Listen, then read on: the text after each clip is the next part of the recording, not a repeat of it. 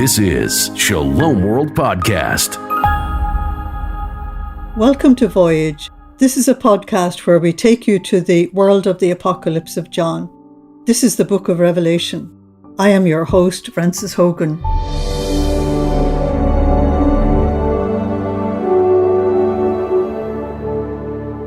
Welcome to my home in Ireland, where we are bringing this new series to you on what is traditionally called the Apocalypse.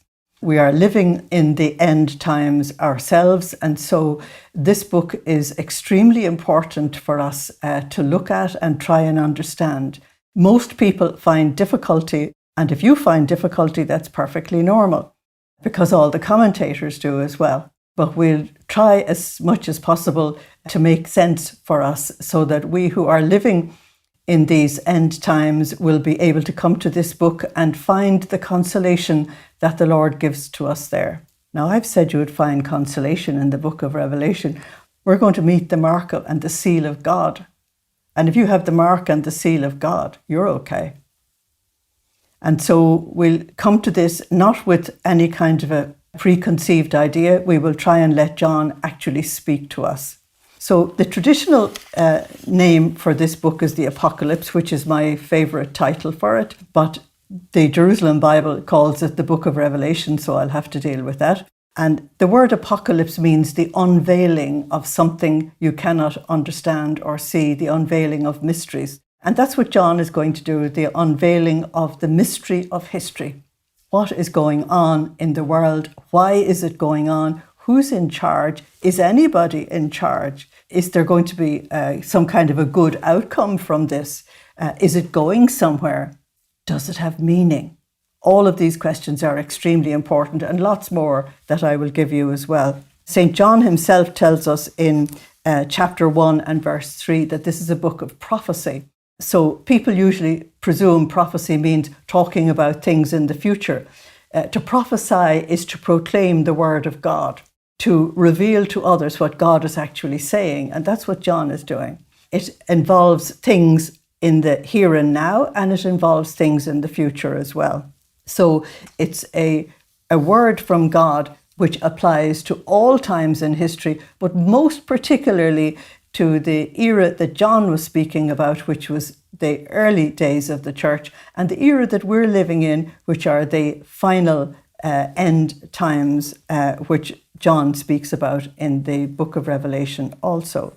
One of the important ways in which we interpret the book of the Bible is to find out what its place is in the entire text of the Bible. And the book of Revelation is the last book. So it's the last word.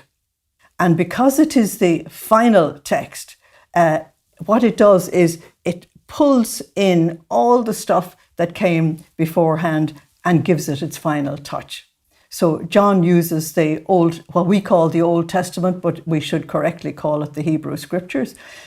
John uses it profusely to try and get across his message to his people. So the more you would know about the Old Testament times, the better you would understand this particular text. Now, the author of this text is accepted to be John, the son of Zebedee, the fisherman from Galilee, who was the youngest of the 12 apostles and who survived the other 11 by a long time. For example, by the time that John writes the book of Revelation, Peter is dead 30 years, and so is Paul as well, because both of them died under the persecution of Nero, which was 64 to 68 AD. We find that the early church fathers speak about the book of Revelation or the Apocalypse as the writing of John. For example, we have St. Clement of Rome and we have St. Justin quoting it. The internal evidence is that John says, "It's me. I, John," he says in chapter 1 and verse 4. And in verse 9, he says, "I am John, and I'm one of you. I'm one of your disciples. He's not a disciple. I'm one of your community," is what he's saying to them. Almost everything in the book of Revelation, apart from chapters 2 and 3, are disputed by somebody. And most commentators don't agree with all the other commentators because they come at this text from their own viewpoint. And so they don't even agree on the time of the composition of the text. But we do know that John died in 96 AD, the same year as the Emperor Domitian died. We do know that John was experiencing persecution when he was writing, because he tells us in chapter 1 he was on the island of Patmos. So he is experiencing the persecution of Domitian. And yet he refers to material that fits for the persecution of Nero. So we're going to try and sort out that jigsaw puzzle as we actually go along. Now, Irenaeus states that it was at the end of the reign of Domitian that John actually wrote, and it was Irenaeus who knew Polycarp and was a disciple of John. And Eusebius agrees with this. And so we see from John's own text that he was a prisoner under Domitian. So definitely dealing with the persecution of Domitian. Well, Domitian, the emperor, reigned between 81 and 96 AD, and he was murdered in the same year that John died. And the persecution of Domitian was even worse than the earlier persecution under Nero from 64 to 68 AD, when Nero suicided. A very important point, which will be important in chapter 11, is that during the reign of Nero, the two great witnesses of the early church, Peter and Paul, were both martyred. And an awful lot of Christians died under both of these persecutions. And so we're going to hear John talking about saints and martyrs who are already in heaven in chapter 5, chapter 7, and chapter 14. A very important point, certainly for the second half of this book, is that during the reign of Domitian, the emperor worship had reached a very high peak. And so it meant great tribulation for the church. Either Caesar was Lord or Jesus was Lord, but they weren't both. And so thousands and thousands of men, women, and children gave their lives for the simple statement, Jesus is Lord. And many Christians in persecution since have died also for the same reason. So this is going to be a big issue in the second half of the book of Revelation. In chapters 2 and 3, John will be addressing the churches of Asia. And what I'm going to say is a bishop is writing to his own diocese. And these 7 churches appear to have been his territory or his diocese. And these churches were founded by St. Paul a long time ago, St. Paul and his team, because Paul is already dead 30 years by the time John is writing. And what we find as soon as we go to the church of Ephesus is that they've lost their first fervour. So the amazing thing is that it seems that in the interim between the persecution of Nero and the persecution of Domitian, that some of the Christians settled down, became worldly. Some of them even got involved in false teaching and in idolatry as well. So that has to be dealt with, and we'll see that in chapters 2 and 3. So John is told to warn the churches that there's trouble coming and they need to get ready, but they're not ready now. A very good question to ask is, why did John write the book? He's on an island, he's in a penal colony, he's suffering persecution. Why would he go to the trouble of writing this extraordinarily elaborate book? And if we look at this, then it might help. John wrote at a time when it was dangerous to be Christian. To admit in public that you were a Christian literally brought trouble. And so the great temptation for Christians was to compromise with politics. In other words, to pretend to offer the incense to the emperor while keeping your own faith in your heart. This was a very, very important temptation. It was an important challenge. The temptation to pretend to worship the emperor was there in front of them all the time. And we have the same conditions today. And I will point this out as we go along. The conditions that John speaks about in the book of Revelation are all alive today. the huge temptation of the church to just be worldly and to go along with what the elite of the world is doing, to pretend to be Christian, to keep your Christianity private and all the rest of it. Huge temptation. Now, John is a Jew, and a lot of the people he's writing to are Jewish. So their churches would have taught all the Gentile Christians in them the teaching of God from the Old Testament. And they would have brought them back, for example, to the second book of Maccabees, which was only about 2 centuries earlier, where the people had gone through the terrible persecution of Antiochus IV Epiphanes. There at that time, they were also tempted to compromise in public and to pretend and to keep their faith private.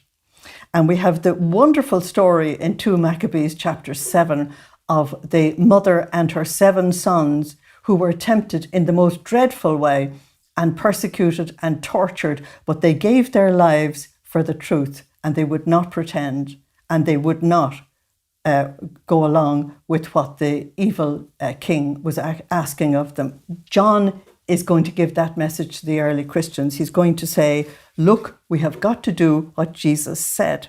And he reminds them of Matthew 16:25 or Luke 9:4.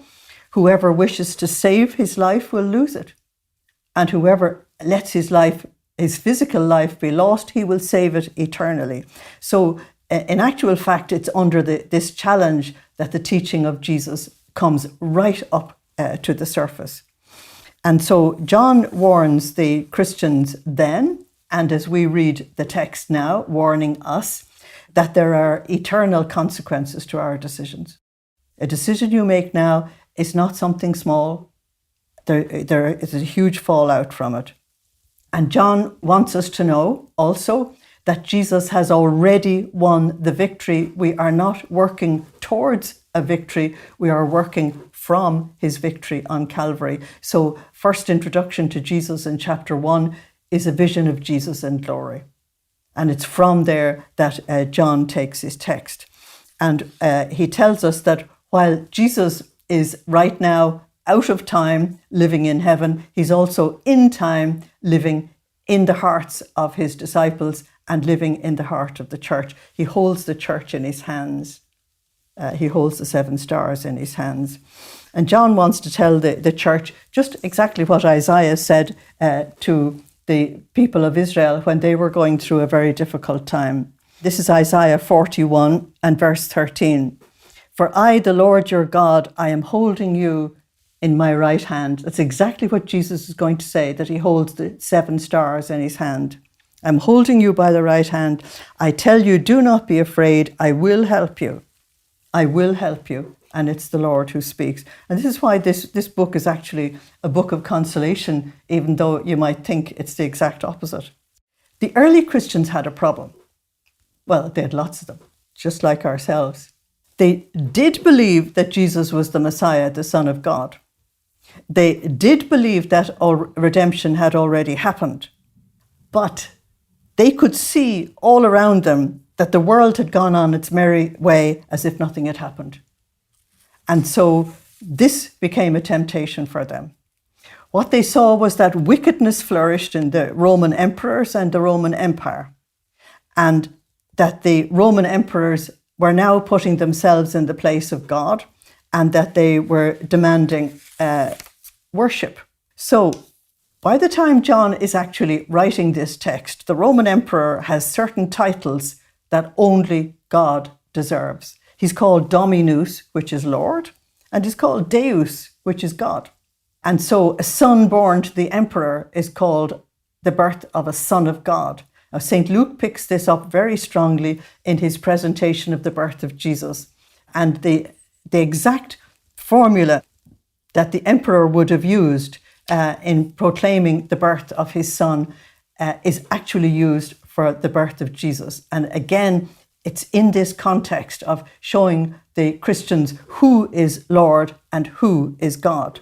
Of course, John is going to show us that this is what's happening about emperor worship, and what is happening all around them is a parody of the truth.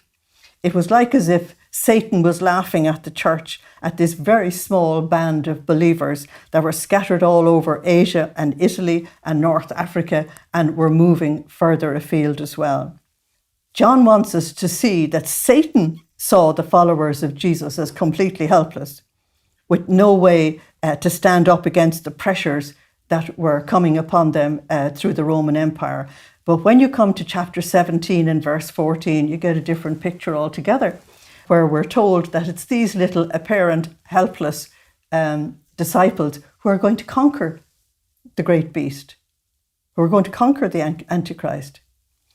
And also I would remind you of the book of Daniel, chapter 3, when the Jewish people were in real difficulty in Babylon, and you had the 3 men thrown into the fiery furnace because they would not give up their faith in God, and they trusted God completely. And what Daniel tells us is that God did not put the fire out. That's extremely important. What he did was he sent his angel into the fire and enabled them to persevere through this terrible experience. That's exactly what John is going to say. That in the early chapters of this book, the people who are true believers are going to be sealed, and the name of God and the name of the New Jerusalem and the name of Jesus actually put on their forehead as an identification so that heaven can recognize who they are. And that if they have that identification, they're safe. The angel of the Lord is in the heart of the fire. It's exactly the same principle that John is speaking about. John wants the church to remember the scriptures, to go back to the scriptures. In this difficult time, you go back to the scriptures to understand what God is actually saying to us. Now, the early Christians had another problem, which was massive. We had the persecution of Nero in 64 to 68 AD, and then in 70 AD, there was the destruction of the temple in Jerusalem, the destruction of the city, and the exile of the people that went on for years and years and years later. It was totally horrendous. They want to ask the question, has Jesus of Nazareth deceived them? And John is going to show them, absolutely no. John is going to take the eschatological discourse of Jesus, the final discourse of Jesus in Matthew 24 and Luke 21, and he's going to use that as a template to show them that when Jesus spoke about the destruction of the temple and the city, that he used that as a template to see what would happen in the end of times. And that is the way I'm going to show you how to read this text. It's very important to realize that John has a template all the time. And this will help the Christians to deal with another one of their big problems. And that was when you go back to Isaiah chapter 35, and particularly Isaiah 60 to 66, where has this messianic golden age gone? We were expecting a messianic golden age. We were not expecting to have to pay for our baptismal robes with our lives. We were not expecting to have to climb the cross so quickly. So where are things? And so John is going to take us right into history, and he's going to tell us that the only way you will understand anything on earth is to see it from God's point of view. In the next episode, I will be talking more about the book of Revelation. Slán agus banach déilibh. Goodbye. God bless you. Thank you for joining us today. We'd like to hear what you thought of today's session. Share your feedback with us at podcast@shalomworld.org. You can motivate and support us today. shalomworld.org/donate. Visit shalomworld.org for more information about Shalom World podcasts. To get the latest updates, make sure you follow us on Instagram at Shalom World Podcasts. We'll see you right back here tomorrow. Shalom World Podcasts is now available on 11 platforms, including Apple Podcasts, Spotify, Stitcher, and others.